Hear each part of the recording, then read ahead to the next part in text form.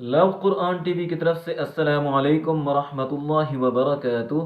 معزز سامعین، ایک عورت نے بہت ہی زبردست مسئلہ اٹھایا ہے، وہ یہ کہ اس کی بیٹی کا نکاح تو ہو چکا ہے مگر اس کی ابھی رخصتی نہیں ہوئی، تو کیا لڑکی کی قربانی اس کے والد پر واجب ہے یا اس کے شوہر پر؟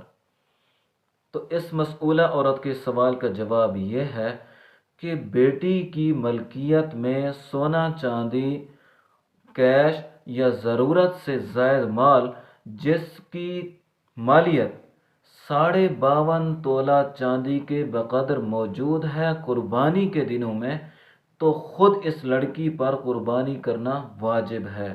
اس کے والد یا اس کے شوہر پر قربانی کرنا لازم یا واجب نہیں۔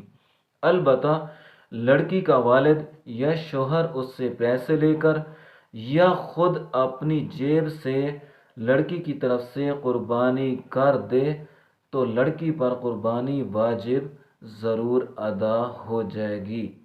فتاوی نمبر 1440 1020 1283 نمبر پر موجود ہے۔